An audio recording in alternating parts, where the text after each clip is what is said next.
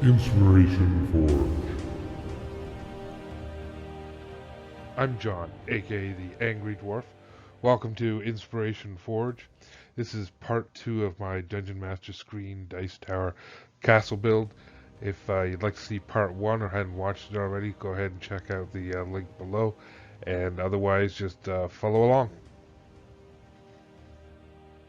Continuing on now, the next step was using the secret formula from Black Magic Craft, the Mod Podge and black paint mixture.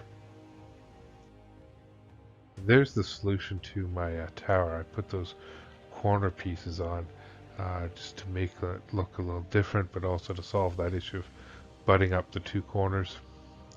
And here we go, from the pink tower to the black tower. There's that coating of black Mod Podge.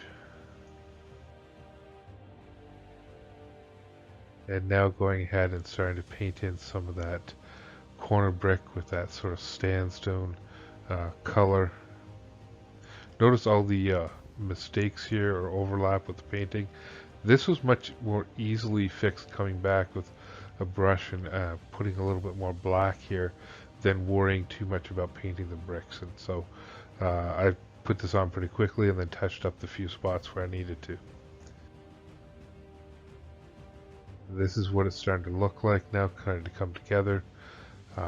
Again, one of those sort of errors in the corner where I had quite a large gap, but I filled it with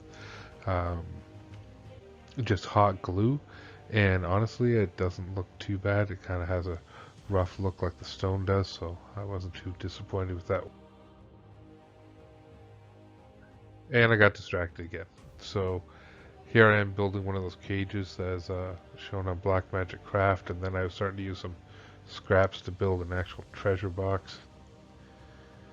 Easily distracted.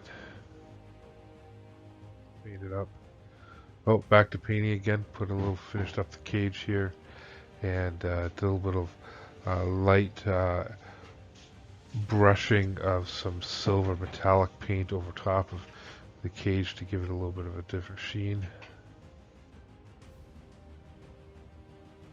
And remember those bits that were in the background?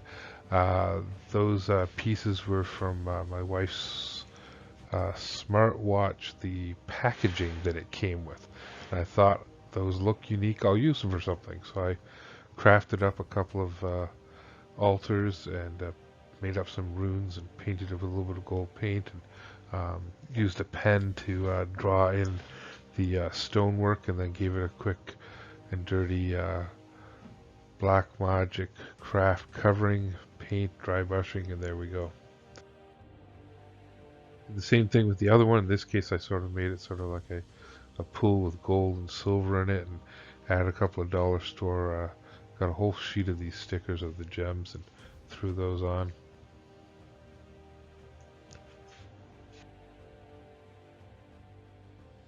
And that was what I was waiting for, being able to put these brads into the door. So I'm pretty close to finishing up the paint work. Obviously there's a little bit of touching up to do with the door, but I'm ready to stick in those little tiny brass pins, which give that nice little effect on the door. Getting closer and closer to finishing up here. A few more dry brushing techniques.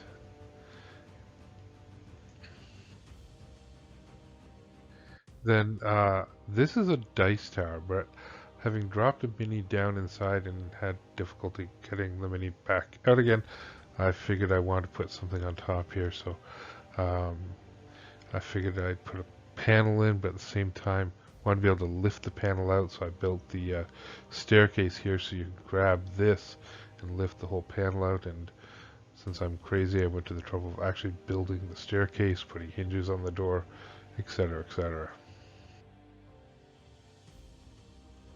This is one of those corner columns that I put in to solve the joining of the two pieces, and I don't remember what had happened with the cutting, but there was something there, and I ended up picking bits and bits and bits and more bits out of it, and then just left it, and ended up kind of cool. I like the way that looked up. Really like how the doors turned out once the dry brushing was done on the doors. Here's again a couple more shots of the roof. Again, sort of pleased with how that turned out. And that door handle, it's a little bit large, but it's simply just one of those eye-rings. Just bent it a little bit and then just pushed it through the foam there and nipped off the other end. Again, liked how the stonework ended up with the weathering around the bottom edge of the dice tray. And great, it was great crafting weather. We had a ton of snow outside, so it was nice to be doing something inside. And again, playing around here, just seeing how things look with minis on top. I got those little monsters there from the dollar store, 3 in a pack, for some sort of little crazy game. They were bright red and blue, and can't remember the other color. Again, just quick coat of Mod Podge and then some gold paint over top. Here's the other minis I'm working on. One's been primed and one's unprimed. Just another shot looking at them, but pretty cheap little monsters and came out pretty nice. Here's the final look from inside. Everything put together.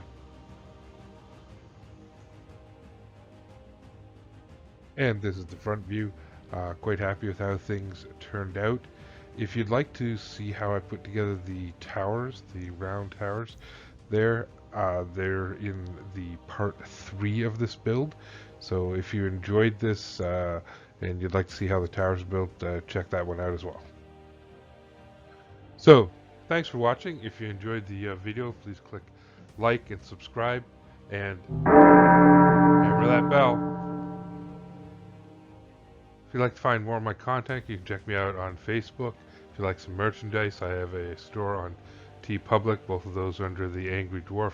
And if you're at all interested in fantasy maps or would like to commission a map, you can check out my site, williamsonsmaps.com. This is John, aka the Angry Dwarf, signing off.